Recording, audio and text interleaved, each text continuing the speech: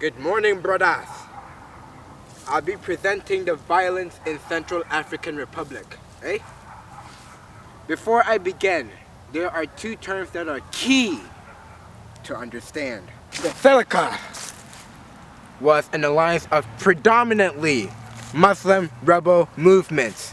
The Anti-Balaka was a Christian militia movement. Now that you know both key terms, we shall begin. Central African Republic gained independence on August 13, 1960, and a politician by the name of David Dako established an authoritarian one-party government. It was only 5 years later that he was overthrown by his own cousin, Colonel Bokassa, who declared himself emperor only 7 years later in 1972. In 1979, France restored Dako into power, only for him to be overthrown in a coup 2 years later. There were coup after coup after coup after coup d'etat until 2003, when Francois Bozizé became president of Central African Republic in a coup. During the midst of his presidency, Francois Bozizé led a very corruptive government, and he's shown incompetence, which led to several rebel groups attempting to overtake the government itself. It was until 2012 that most Muslim rebel groups combined to form the Seleka, an alliance of predominantly Muslim rebel movements. This group was led by a man named Michel Djotodia. The Seleka committed mass atrocities as they were marching towards Bangui, the capital of Central African Republic. Their utmost mission was to overthrow Bozizé's government. They did not want that man to lead that country. That later became a success in early 2013 when they overthrew Bozizé's government and Michel Djotodia, the leader of the Seleka, became president. Even after they ousted Francois Bozizé as president, the Seleka still continued to terrorize the country. This led to the formation of the Anti-Balaka Christian militia movement. They were fed up with the actions of the Seleka, and they wanted to take their revenge.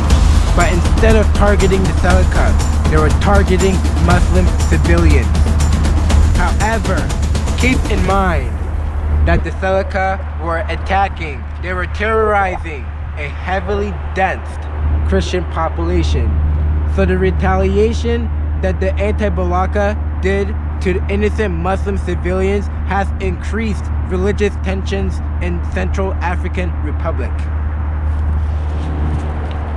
Innocent civilians were stuck amidst the entire situation, and the FOMAC, a peacekeeping force, wanted to take action to come protect the civilians and to disarm the Seleka.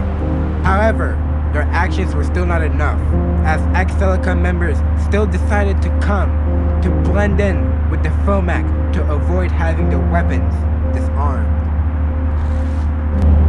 This is the response that the Seleka had to the Anti-Balaka.